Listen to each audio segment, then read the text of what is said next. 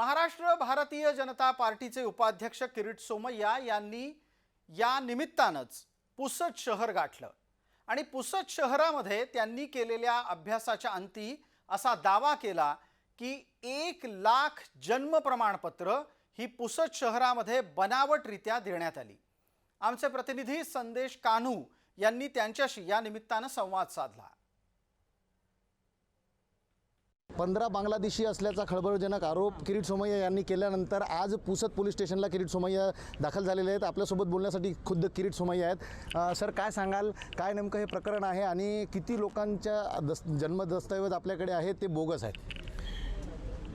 मी फक्त 125 दस्तावेज अर्ज चेक केले, त्यातनं 39 ज्यांचा जन्माचा भारतात जन्माचा काहीही एक पण कागदपत्र नाही आहे आणि ते मी आज तक्रार दाखल केली आहे।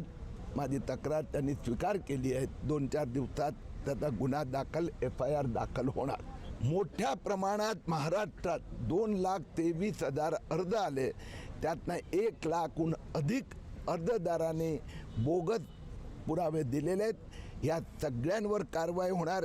यांच्यासाठी एक डिटेन्शन सेंटर तयार होत आहेत, तिथे यांना पाठवलं जाणार। पुसदमध्ये यापूर्वीसुद्धा बांगलादेशी आढळून आलेले होते। ग्रामीण पोलीस स्टेशनला गुन्हासुद्धा दाखल झालेला होता आणि आता आपण सांगताय की मोठ्या प्रमाणात बांगलादेशी आहे।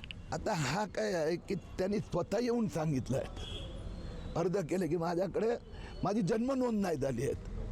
म्हणजे पुसदमध्ये 12 आले आहेत, त्यातनं 97% मुस्लिम अर्ज आहेत आणि त्यांचं वय 25 ते 65 आहेत।